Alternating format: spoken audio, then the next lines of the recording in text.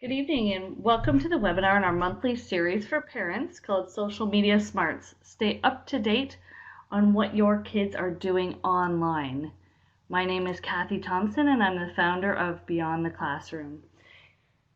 Since 1998, Beyond the Classroom has been a pioneer in the field of in-home tutoring, setting our standards high and helping students achieve great success with our certified teachers.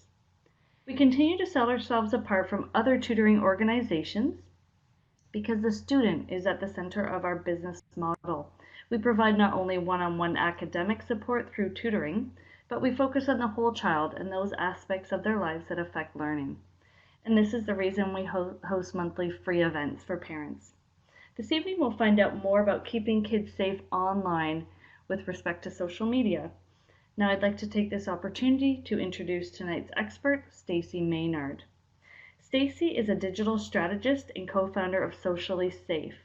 She has a passion for helping children and parents understand how to use social media safely. Stacey and her business partner, Carrie Hills, go into schools and help the kids, teachers, and parents to understand how to be socially safe and socially fun. Stacey is a mom of 2 boys and understands the need to help our kids stay safe and create a positive digital footprint. So with that, welcome, Stacey.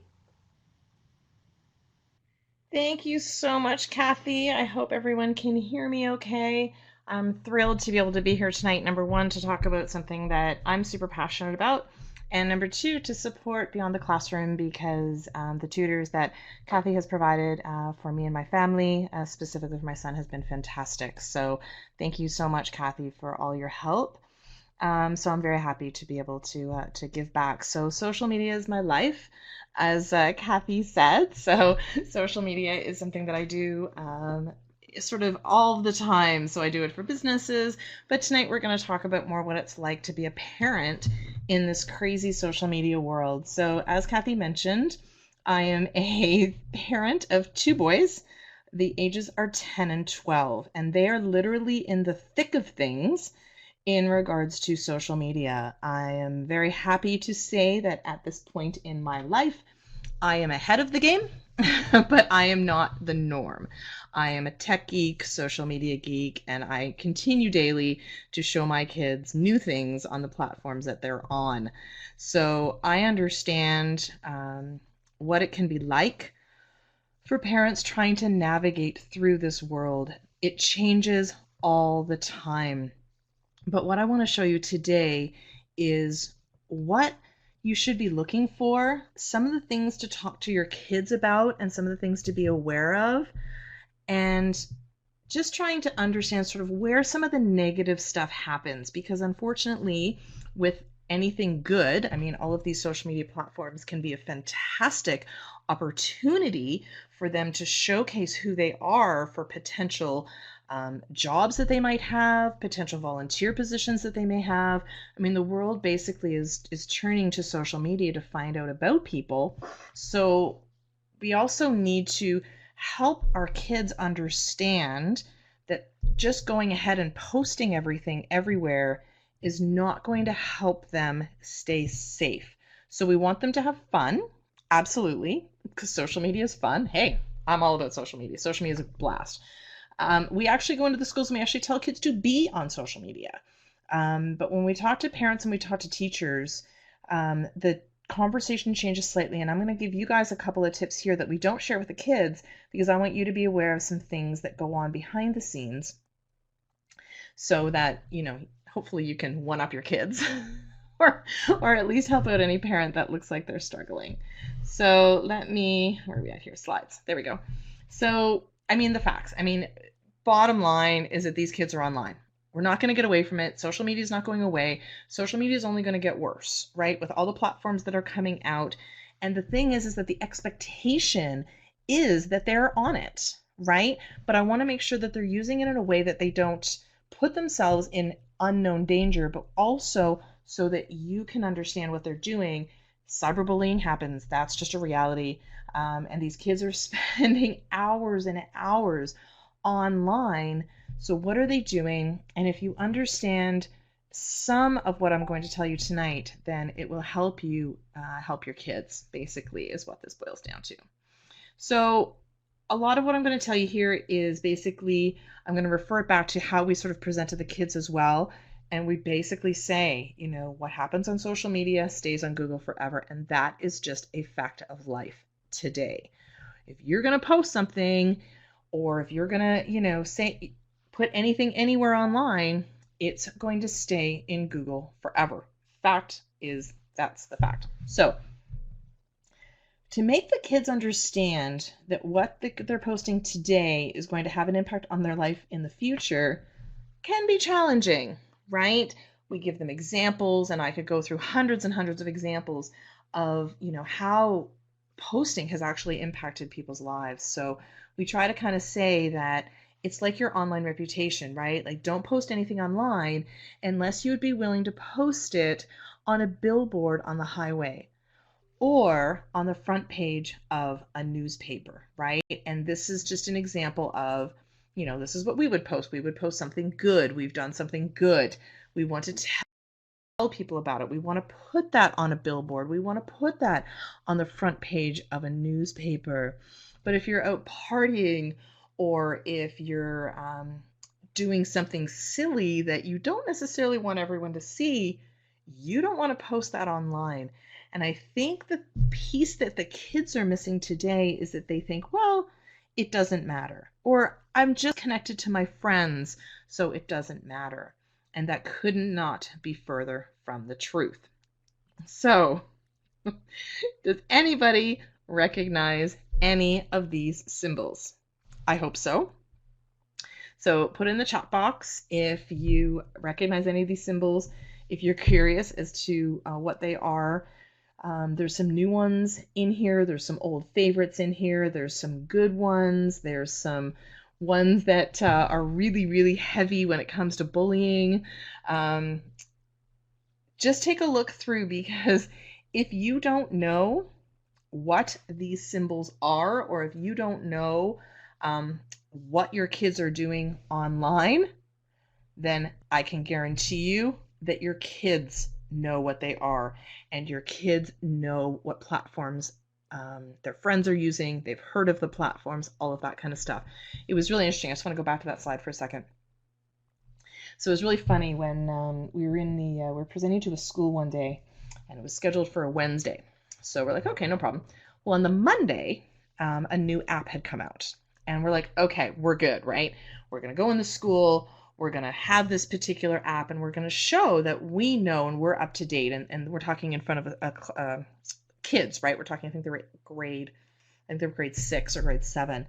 And we asked people, are you on Facebook? Are you on Instagram? Are you on Kick? Are you on Yik Yak? Are you on House Party? All of this kind of stuff. And we asked them about this new one. I don't remember which one it is now. And a couple of kids put up their hand. Like, there was a good handful of kids that said yes. And Karen and I looked at each other and we're like, this just came out on Monday. They are on the new ones, literally. So I want to, that's funny. So Kathy knows 10, good for you. Adrian 7, awesome. Nancy 7, great. And that's great. You know what? The fact that you're recognizing some of these is awesome. That means you're well ahead of the game. But the most important thing is not for you to necessarily recognize these ones. It's for you to know which ones are on your kids' phones and which ones the kids are using. And I just want to show you kind of some behind the scenes, what they do, how they use it, so that you can have a little bit of a better conversation with them when you end up sitting down with their computer. Now, the first thing that I need to talk about is privacy settings. This is the part where the kids have no clue. All they're doing is, hey, are you on? And they go, no, I should be. And they download the app. Now, I have on my kids, and I don't want to talk tonight about how I parent. I'm here to specifically tell you about social media and what goes on with it. But for me, I have my kids ask permission before they download an app. And when they do get an app, they are required to show me what it is, how to use it, and all that kind of stuff. And that's just my rules that I have But now again, they know I'm a tech geek, and if they don't tell me, I'll just figure it out. So some parents don't necessarily have the luxury of that. But privacy settings are a huge one because all they're doing is downloading the app and they're going and they're starting to post. And they think that, well, they're connected to their friends, so their friends are the only people that are seeing that information. If you find any social media platform on your child's device, whether it's a phone, whether it's an iPod, whether it's an iPad, computer, whatever it is that they're using, the most important thing is to sit down and understand and go through the privacy settings. Every single solitary social media app out there has privacy settings. You can control who sees what, and you need to go through and make sure that it's the highest privacy possible, because what ends up happening is that if it's public and they don't know it's public, they're posting a lot of information that's very, very easy for people to figure out. You know, if they're wearing a school sweater, if they're wearing a sports team jersey, you know, how easy is that to figure out where they hang out on the weekends, right? Putting themselves in physical danger. What's in the background of photos that they're taking? Again, if they're, you know, it's still not going to protect them completely if their accounts are private, but at least it's going to protect them a little bit. And we want to make sure that what they're posting, and this is also, and I'll talk about how we are modeling that as parents later. But, you know, looking at photos, you know, what's behind you in the photo? You know, if they're taking pictures at school, do they have the school logo or the school name behind them? When you're taking, you know, first day of school pictures, is your address on your house in the background? You know, all of that kind of stuff. It's very easy to figure out who you are and where you live. So this is an example of an Instagram account. And one of the things that we try to really emphasize with kids is, number one, keep it private. And that means that if I click that follow button, that this person needs to say yes or no before I see their posts. And this is one of the things that I love about Instagram, is that it allows you to have that privacy aspect. There's a lot of other ones that don't give you that opportunity. And this is why I think Instagram is probably a good starter platform, is because you have to approve someone to follow you before they see your stuff if your account is fully private, and I recommend that. Another thing is that profile picture. You see that round circle with some hearts. That's the profile picture. That doesn't have to be their face, right? It can be their dog, it can be a fun graphic that they've drawn, like in this particular case, all these things, it doesn't have to, right?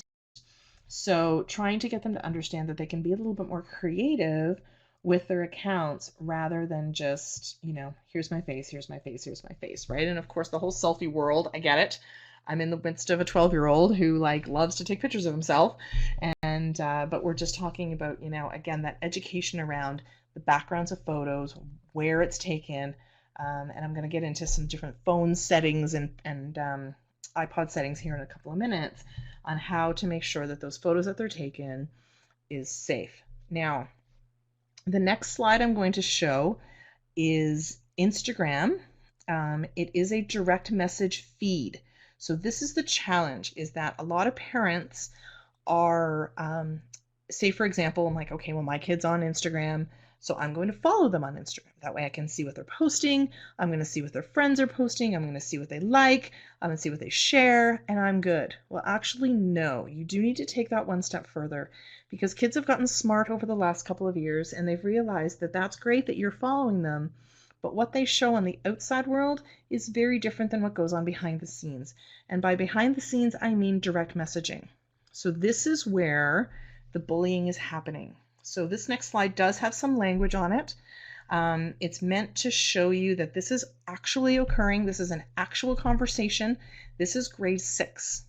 Okay, this is a grade 6 conversation that we found. Somebody was able to share it with us, a parent that we got to know, and we've blocked out a lot of information. We've blocked out names. We've blocked out the conversations. We've blocked out their profile pictures, all of that kind of stuff. And there's not, you know, there's no swearing specifically, but you can see this is grade 6. Now, if a parent were following, simply just clicking follow and looking at their child's posts, they wouldn't see any of this. This is where it's important to understand the platforms and to sit down with your child's device and actually go through the platforms, but actually going behind the scenes. So I'll sit down with my 12-year-old and I'll say, well, show me the direct messages that you guys are talking about. And for the most part in his world, it's just silly conversations back and forth, but there's all kinds of groups and he's involved with multiple and multitude and multiple group chats. And I'll see his phone start to ding, ding, ding, ding, ding. More chats are happening, more chats are happening. And if I was just following him and I didn't sit down with him and his phone and his account, I would not have access to this. We do encourage the kids at school to make sure that the parents have passwords. To me, that has to be part of your contract with kids in regards to, whether they get the devices, that kind of stuff. Because heaven forbid anything ever happened, you need to get into these accounts. And the reason you need to get into the accounts is just looking them from the outside does not give you a lot of information. It's the behind the scenes direct messaging that you need to be able to see so that you can really see what's going on. And again, this is where the cyberbullying is happening. And that's, and you can see from this conversation. So let's get off the slide. So this is one of my favorite topics. I'm kind of jumping around a little bit tonight, but I want to give you guys a lot of information. So I'm giving you a lot of little pieces. So that's why I'm kind of going from topic to topic. But this is the best one because I bring this up in front of the kids and I'll say, okay, I'll ask, literally imagine a gym full of 6 or 7 classes of kids and I'll go, does anybody here use hashtags? Does everybody know what a hashtag is? And they all raise their hand. Of course they know what a hashtag is. And then I'll say, how many people use hashtags? Every single one of them raise their hand. Absolutely. And then I say, anyone tell me what a hashtag is? And there's never one child, and I'm talking from grade 4 to 8, there's never a child in the room that can actually tell me what a hashtag means and what it does. So that's the challenge, is that they're using them and they're not understanding why. They're not understanding what it does. So what a hashtag is, it's the hash symbol, or in my world number sign, but it's a hash symbol married with a tag. And what a tag means basically is that it's like a searchable subject. So what can happen is that if I hashtag something, and I'll show you an example later on of what that looks like, but if I put a hashtag in it, your post becomes searchable. So if I type in, for example, we use the hashtag socially safe. If you use hashtag socially safe or you use hashtag beyond the classroom or any hashtag like education or music or art or whatever it is that you like, when someone searches that in, for example, Instagram, all the posts that have that tag are going to show up. And that means the kids' posts, your kids' posts, are showing up in that search. And they know, they use a ton of hashtags and they know that they're going to come up in a search. So especially public accounts, they're all going to show up. So that just adds that level of showcasing their posts basically sort of to the world. Now just hang on to that. So hold that thought and think of what a hashtag is and how it expands your reach. And it's great for business, but not for kids, right? We don't want them using so many hashtags. So I'm just going to just hold on to that thought for a minute. And I want to talk about geotagging. So geotagging is basically like the location settings on your phone. So when you take a photo, your geotagging or location settings embed in the photo.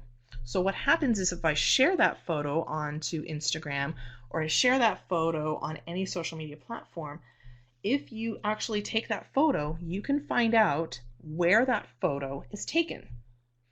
Like this. If I take that photo, you literally, and this is just my own, I guess iPhoto or something like that. But anyway, I took a photo and there it is right at the bottom. You see that there's a map. I don't even have to know the address. I've got a map to exactly where this photo was taken. So what I recommend is that with your child's, either your phone, the iPod, iPad, anything like that, is that you turn the location settings off for camera only. So make sure that those location settings are turned off for camera only. Don't turn them off completely because you want to still be able to find your phone or all that kind of stuff. But turn the settings off for your camera only so that, again, those geotagging location settings are not showing up in the photo. And here's why. Here's how it all works together. So here's an Instagram search that I did. I did hashtag babysitting because I wanted to see what would come up. So this is my Instagram account and I just wanted to see, and there was a ton. and I mean a ton of photos that came up. But I chose this one. Now, obviously, I've blocked out the eyes and that tried to protect the privacy of the individual. I didn't have to. This was a public photo. She has no control over this photo. Once a photo is posted online, you have no longer have control or rights to anything I do with it. It is basically like public property. But again, I'm a respectful person, so I wanted to make sure I respect their privacy. So I've just blocked everything out that I could find that was more specific to them. So I did a search on Instagram. Now, what's the thing that we know about her? And this is the funny part that I get in schools as well, is that people go, I don't know, she's babysitting. I don't know, she likes cuddles. I don't know, she loves her and she likes cheese and she calls the kid little monkey. But one of the things that they miss, and the parents miss this as well, is that she's home alone. If she's babysitting, she's home alone. Now her account is public. She's used a lot of hashtags. Number one, she's used hashtag babysitting because I don't know about you, but when somebody's babysitting, they're usually home alone. And number three, the location settings. So the location settings were turned on for this particular photo, and I do know where she lives. So if I had decided, and I could have, I mean, she was in the US, so I'm not going to drive to her house, but the location settings were turned on. So there are 3 strikes, right? She's posted in public account. She's used a very popular hashtag to let people know that she's home alone. And she had her location settings turned on this particular photo. So bing, bang, boom, 3 strikes, you're out. She has put herself in danger. She's put the child in danger. She has put the family that she's babysitting in danger. I ask, did she have permission to post this child's photo on her public account? These are conversations that we need to have if we're entering into babysitting age. This is conversations we need to have with our babysitters if they're coming to take care of our children. And these are conversations we need to have with our kids if they're going to be going out babysitting. Do not put yourself in danger by doing something this ridiculous. Do not use hashtag babysitting. Do not let people know you're home alone. Same thing as vacation, right? Post photos when you're done. Post photos when you get home. Do not post them during. And again, make sure that the location settings are turned off on the camera. Really, really important. So one of the things I like to talk about is school. I don't know about you, but my school has a whole Twitter account. They post photo after photo after photo. Now, the challenge you can see, again, I blocked out these faces. And, this was a school, right? Like, I know what school they went to. I know what they look like. And this was just a general Twitter account that was stumbling across when I was doing some searches. And the other thing is that this was also on a site beside the teacher's website. So I knew the school timetable. I knew the teacher. I knew just by quickly Googling around, I found his particular website. And now I know what the kids look like. So I think we need to empower our kids to be able to tell the school that they don't want to be in a photo. Tell the teacher, I don't want to be part of that photo, right? Yes, they have the right to say no. And modeling that, we need to talk about kids to, say no at school, but also post vacation pictures when you get back home, right? They are allowed to say, no, I don't want that photo out there. I think we need to ask their permission, just like we expect them to ask permission of their friends if they can post that photo, right? So we need to actually model that behavior and say, you know what, I'd like to post this on Facebook. Is that okay? And you know what, I've asked that question and sometimes my kids have said no. And you know what, I respect that. So the next slide is just when we think we have things all under control, they throw us a wrench. And this is a slide that I do not share with children. I do not share with students. I do not want to give them any ideas if they have not heard of this. But if you do go to your kid's phone and they say, no, look, I'm not on those particular apps. I don't have that kind of picture. I don't use that particular platform. It's possible that they do, you just can't find it. So they can say, hey, look at my phone. I'm good. Vault apps enable you to hide apps behind what looks like a calculator. And it is a fully functioning calculator. So what you can do is when you click the right combination of numbers on a calculator, it opens up and you see everything behind there. You can hide pictures behind there. You can hide video behind there. You can hide apps behind there. So if there is anything that looks odd to you and you click on an app and it asks you for a password, it's a vault app. A calculator shouldn't be asking you for a password. Unfortunately, a lot of these are fully functioning calculators. They work as a calculator. But again, when you put in that right combination of numbers, it opens up. So this is just one that I like parents to be aware of. So if there's an extra calculator on there or something that just looks odd, that's where it's important to take time and go through your phone. And I know it's a lot to kind of keep track of, but still a really, really important one that I think parents need to be aware of. So with all the negative comes the positive. And Kathy, yes, it is. It's an app that they install. So you literally can go into the App Store. Sorry, let's go back for a second. You can literally go into the App Store and type in and Google Vault apps, and all kinds of them come up. Just so if you want to see what some of them look like, it's really interesting. With all the negative, I want to talk about the positive.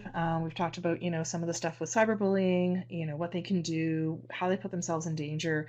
But like I said in the very beginning, social media is a good thing, and we want to make sure that they're creating a positive digital footprint. Here's the things where if they're on a sports team, take pictures of them on the field or on the ice. Create that positive digital footprint for them. If they're volunteering, if they're part of clubs, there's so many great things that they can do to really position themselves as somebody that somebody would want to hire. This is like their online resume now. Like when you Google someone's name, what comes up is going to make a determining factor of whether they're hired or not, whether it's volunteer position just going into high school, or whether they're in high school and they're looking for a job. Like this is stuff that they really need to start thinking about, because if you've got some negative stuff that's going on now, we need to push that down. So if they have some bad stuff, we need to push that down with the positive, so that that positive digital footprint's created, so that those negative things don't follow them for the rest of their lives. So what are we doing as parents? We have to model. I don't know about you, but I see so many parents out in restaurants, and they're constantly on their phones, and they're home and they're constantly on their phones, or they're driving, which we should never be texting and driving. They're walking with their kids and they're on their phones, right? How are we modeling behavior they're constantly seeing us on the phone and us on our devices and us on social media? How would we expect that they're going to be any different? So I'd like to talk about digital leaders. I'm going to be finishing up here in a few minutes. I think Kathy's going to come on and start to kick me off, but I just want to give you just an understanding of, just some moderation. How much time is your child spending online when they're with their friends? Are they constantly on their phones, right? So using the phones, I'm a big fan of them using their phones in a positive way, as great technology, as a great resource. But how much time are they actually spending on their phone? And are they being productive? Now, this is where that whole cyberbullying comes into play, because they have a lot of power with the social media that they're on. And when they see and hear bad things, they can make things better, or they can make things worse. And that's the challenge, is that if they share something, this is where the conversation needs to take place. And if these social media platforms your kids are on, having that conversation with them and having them understand that what's going on is so important, right? They have the power to use their voice now. And how are they using that voice is really, really important. So we always tell teens to lead by example, right? So when we're talking to the older crew, every time a friend shares something online, they need to make a decision. Are they liking it? Are they commenting on it? And are they sharing it? And that is having a big impact on who they are and how they're seen going forward. Because I can tell you right now, every post and he's only 12, that my 12-year-old posts, he knows every single solitary person that likes his post, and he counts it. He's like, oh, I only have 20 something likes on his. And look, this guy has so many likes here. And there seems to be this kind of numbers game that goes on with posts. And I'm a big fan. Numbers do not matter. I would rather them be connected with people they know in real life, rather than just random people. And it is in numbers. Unfortunately, numbers have become almost like a self-confidence issue. So the more numbers, people think the more popular, right? The more likes they get, it's better. The more followers they have, it's better. They're more popular, they're seen as better, and that is so wrong. And it's just a matter of us trying to instill that message back into our kids. Now, before I finish off, I do want to enter into this quick conversation because online gaming is social media. And this is where we kind of, I feel like somehow gaming has been separate from the social media conversation, but it isn't, because we are our kids, we're watching our kids interact with people online all the time through online gaming, right? They're entering into chat rooms, they're talking to people who are also playing the game. This is a conversation we need to understand and let them know that that's not okay, right? Like, treat a stranger in a room like you would a stranger on the street, and make sure that they understand not to share personal information. And it is very, very easy for somebody who is trying to prey on our kids playing these games, because our kids end up in routines. So one thing that we tell the kids in school is, when we ask a question to a gym full of kids and we say, how many kids here go home and play video games? 90% of that room puts up their hand. Means 90% of those kids are going home and playing games all at the same time. It's not hard for someone to realize that that's a pattern. So we kind of say, you know what, mix it up a little bit. Throw them off their game. So if somebody's constantly meeting our kids in those chat rooms, they can get to know them, and it's like they become friends with them, especially if they know they're on the same time every day. So try to mix up that routine a little bit, and make sure that your kids aren't providing that information, because they're having conversations with these kids or with these people, whether they're kids or not, and they're posing as kids anyway. And we want to make sure that they are not giving personal information away. So we always end with letting people know to think before you post, and making sure that you just take that few minutes and know whether it's true, is it helpful, is it inspiring, is it necessary, and is it kind. And I think the necessary one for me is the most important one on here, because I kind of see things and I still have my kids coming to me going, is this okay to post? And my question to them, is that really necessary? And they'll go, yeah. And I'm like, well, okay. It seems kind of silly and all that kind of stuff, but that's okay. They've thought about it, and that's okay. Some of the things are kind of silly, and that's fine. They've got their crazy followers and stuff like that. But we don't want harmful stuff going out there, right? So we want to make sure that what they're, and not necessarily just what they're posting, what they are sharing. And that's the important piece here, is that when we're talking about cyberbullying, there's sort of that, there's the main bully who kind of created the message or whatever, but there's also the bystander. And the bystander bully is just as guilty as the original bully. And that bystander bully basically has not just stood by, but they've shared that information. So what ends up, and sorry, I'm just thinking back to one of the groups we were teaching, two grade 8 classrooms, and I was talking about the bullying, and I was talking about the bystander, and how just sharing that information, they can be charged with cyberbullying, right? That's still a crime. That's still a part of cyberbullying.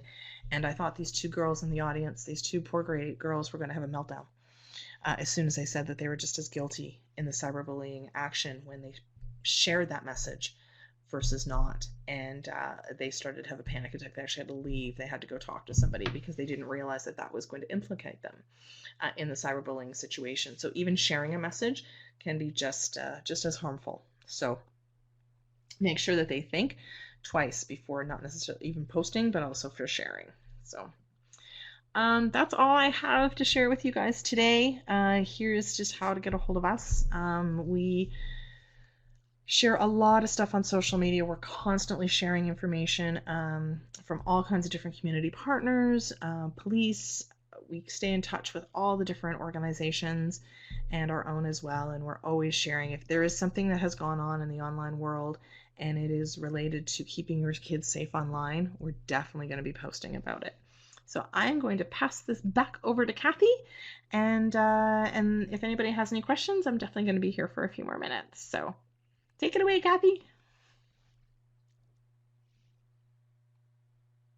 Thank you so much, Stacey. That was a fantastic webinar. I learned a lot, especially interesting about the vault. I'll be researching that and investigating that a bit more further. But again, all of your tips and just everything that socially safe represents and what you're talking about. And I really love the last slide about the think, which is so important to even adults too. I think this is, in our own social media, thank you, digital footprint. We can all use that reminder in terms of, is it true, helpful, inspiring, necessary, kind. So I love this slide. I think it's fantastic. So thank you again, Stacey, and thank you to all who are listening today to this webinar. This webinar will be posted on our website, www.beyondtheclassroom.ca, under Parent Resources within the next 7 days, so you can watch it to your heart's content. Thank you very much, everyone. Have a great evening.